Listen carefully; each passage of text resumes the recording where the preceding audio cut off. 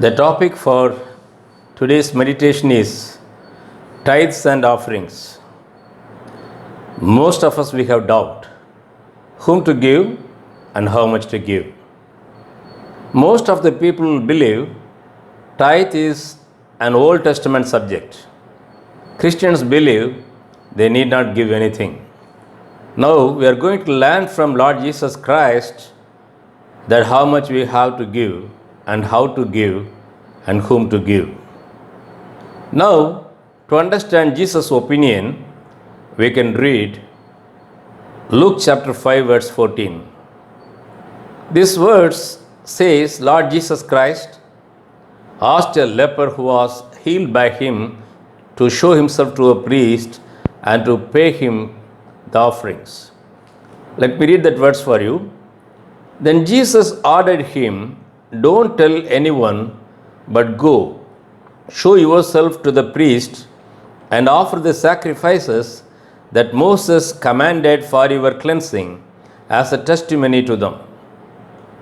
Here we understand Lord Jesus Christ was not opposing in giving offering to church or to the temple, because Lord Jesus himself said to the leper, "Go and show yourself to the priest and offer him the offering."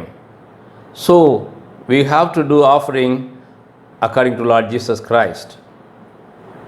Again, the next thing we learn from Lord Jesus Christ is Jesus sat in a place and watched the people who were offering to the temple. As people were giving offering to God Almighty, he noticed a widow who was also giving her offering to God Almighty. Let me read that words for you. From that we will understand what was the opinion of Lord Jesus Christ. This verse is found in Mark chapter 12 verses 43 and 44. Truly I tell you, this poor widow has put more into the treasury than all the others. They all gave out of their wealth, but she out of her poverty put in everything, all she had to live on. So here we see Lord Jesus Christ was appreciating the poor widow. He made a statement, rich people out of their lavish money, they were giving generous offering to God Almighty. Whereas this poor widow, she had little money that was meant for her livelihood, but she gave off all that she had for her livelihood to God Almighty as an offering. So from this particular words we understand we too should be willing to give all we have for the sake of our God Almighty. We should be generous like this poor widow. So from these two incidences we understand Lord Jesus Christ was not opposed to giving offering to the temple or to the church. Again, now let us understand we have to give offering to the poor or we have to be charitable. Once a young man, he wanted to follow Lord Jesus Christ. Then Jesus asked him some questions. He asked him, "Are you committing adultery? Or was he respecting his father and mother?" That way, from the 10 commandments, Lord Jesus asked him some questions. He said, "Lord, from my childhood, I have been following all these things." Again, he asked Lord Jesus Christ, "What else I need to do?" Now let us understand the response of Lord Jesus Christ from Matthew chapter 19, verses 21 and 22. Jesus answered, "If you want to be perfect, go, sell your possessions and give to the poor, and you will have treasure in heaven. Then come, follow me." When the young man heard this, he went away sad because he had great wealth. So from this particular thing we understand Lord Jesus Christ wanted the rich man to sell off his property and give it to the poor. So we have to give to God Almighty, also we have to give to the poor. Again, once Lord Jesus Christ was invited for a banquet. After he entered into the banquet venue, he just made a statement. Let us read that statement from Luke chapter 14, verses beginning from 12 to 14. Then Jesus said to the host, "When you give a luncheon or dinner, do not invite your friends, your brothers or sisters, your relatives, or your rich neighbors. If you do, they may invite you back, and so you will be repaid. But when you give a banquet, invite the poor, the crippled, the lame, the blind, and you will be blessed. Although they cannot repay you, you will be repaid at the resurrection of the righteous." So from here we understand Lord Jesus Christ was giving a teaching to the person who was hosting him. He said, "You invite the poor and the crippled, the lame and the blind, because they cannot repay you." So here we understand we have to give to the people who cannot repay us. So from these two things we understand we have to be charitable and we have to part our money with the poor people. Now let us understand from Lord Jesus Christ how much to give or how to give. Let me read Luke chapter 6 verse 38 for you. "Give and it will be given to you. A good measure, pressed down, shaken together and running over, will be poured into your lap. For with the measure you use, it will be measured to you." So here we understand Lord Jesus Christ encourages us to be generous. He says we have to give a good measure, pressed down, shaken together and running over. Whichever the measure we give for others, the same will be given back to us. Again from Matthew chapter 6 verses 3 to 4, we understand the method we have to follow when we do charity. "But when you give to the needy, do not let your left hand know what your right hand is doing, so that your giving may be in secret. Then your Father, who sees what is done in secret, will reward you." So here we understand whichever we do for the poor, we have to do in secret. We should not make any publicity. So we have understood when we do charity, we have to be generous. Again, when we do charity, we have to keep secrecy. Now, let us understand the reward for the givers.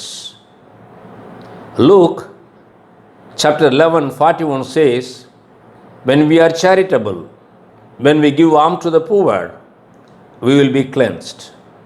Let me read that verse for you.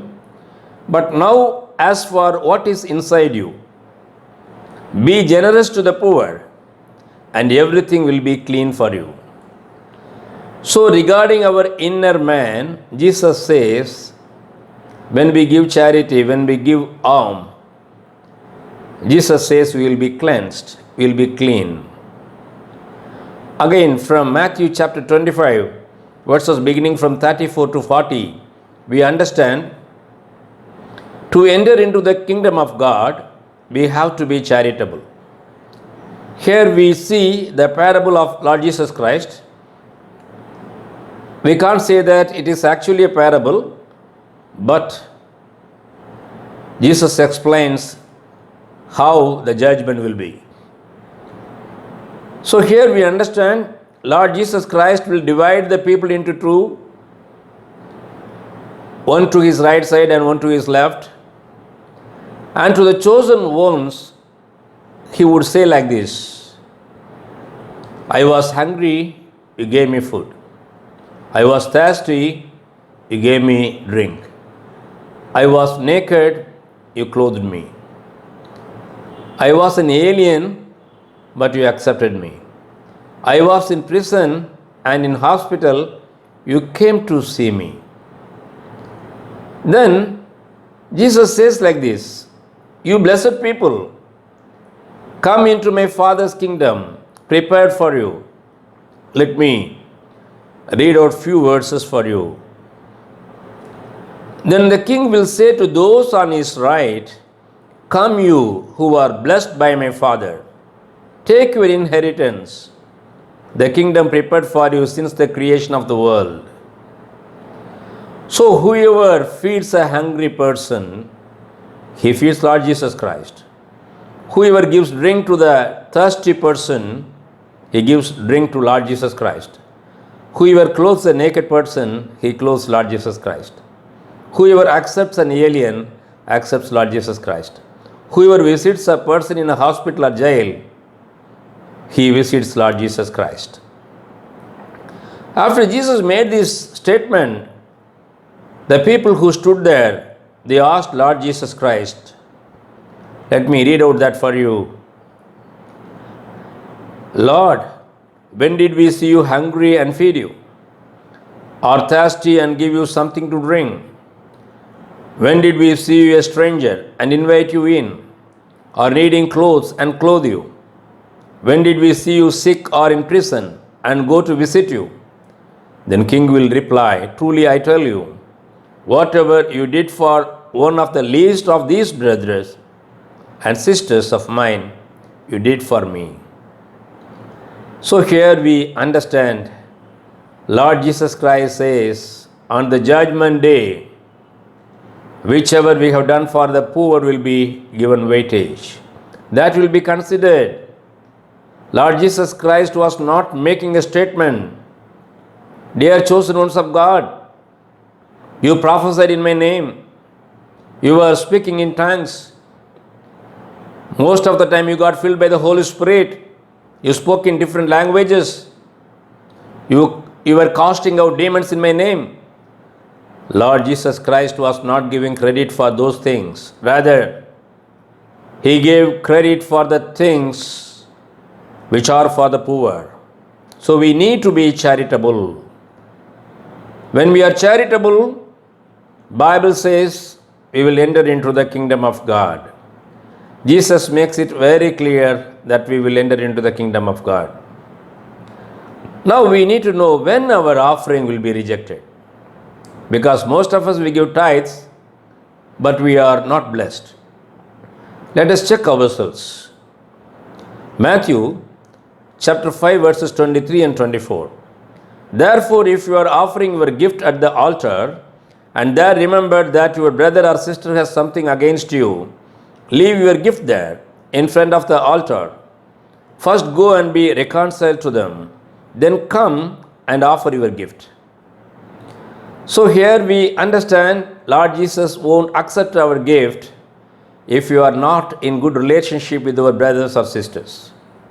Bible says when we are not in good terms with our brethren, we have to go to them, get reconciled, then we have to give our offerings to God Almighty, then only it will be accepted. We know well, Pharisees were offering tithes unto God regularly. They were too systematic. They were following it rigorously. But Lord Jesus Christ was not really pleased with them. We know well. Lord Jesus Christ explains why. Let me read few verses for you from Mark chapter 7 verses 11 to 13. "For Moses said, 'Honor your father and mother,' and everyone who curses their father or mother is to be put to death. But you say that if anyone declares that what might have been used to help their father or mother is korban, that is devoted to God, then you no longer let them do anything for their father or mother. Thus you nullify the word of God by your tradition that you have handed down, and you do many things like that." So here we understand Lord Jesus Christ could not accept Pharisees because they made their own laws. They were tithing. But what did Lord Jesus Christ say to them about the tithing? That we can read from Matthew chapter 23 verse 22. "Woe to you, teachers of the law and Pharisees, you hypocrites! You give a tenth of your spices, mint, dill and cumin, but you have neglected the more important matters of the law: justice, mercy, and faithfulness. You should have practiced the latter without neglecting the former. So here we understand Pharisees were tithing, but the tithing was not accepted. The reason is they had no justice, mercy, or faithfulness in them. So if you are simply giving offering as something we have to do to God so that God will bless us, we won't receive any blessings from God. So here we understand we have to be merciful, we have to maintain justice, and we have to be faithful. Then definitely God will accept our tithes and offerings. Otherwise, our tithes and offerings won't be accepted. One more important thing we need to know is, when we know that somebody is in need and we can help, and when we fail to do that, Bible says that will be sin against us. Let me read James chapter 4 verse 17. If anyone then knows the good they ought to do and doesn't do it, it is sin for them. So, if we know to do good for someone, to help someone, and we fail to do, Bible says it is sin for us. So we have to be very careful. When you understand someone is in need, we have to volunteer to help them. When we fail to do that, then it will become a sin against us. Even as I am sharing these things with you, I remember a traditional story. Maybe that was history also, that I don't know. When Thomas, one of the disciples of Lord Jesus Christ, was in India, a king approached him and asked him to build a huge palace for him. So the king started funding to Thomas. Thomas was getting funds regularly. But there was no progress in the construction of the palace. One day, king became furious. He enquired his people, and his servant said that Thomas was not doing anything, simply roaming around, meeting people. King called Thomas and spoke to him, asked him, "What are you doing? Where is my palace?" Thomas said, "I am building a beautiful palace for you."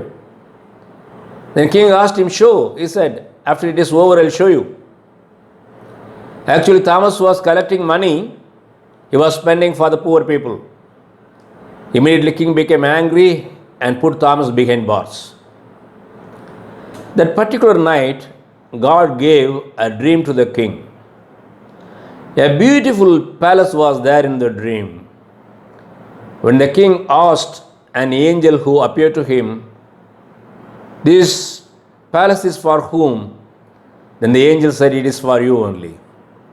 Again, king asked the angel, "Who constructed this palace for me?" The angel said, "Thomas, the one whom you have imprisoned, constructed this palace for you." King got up. Very next day morning, he summoned Thomas. He freed Thomas. The king realized Thomas had constructed a beautiful palace for the king in heaven. Dear brothers and sisters, when we pay our tithes to God Almighty, when we share our tithes among the poor people, naturally, God will accept us and bless us. So we have understood today that we have to give offerings to God Almighty. The poor widow, she gave 10% of her belongings as an offering to God Almighty. So we should be willing to give any amount as demanded by God Almighty, because this is Lord Jesus Christ advised to us.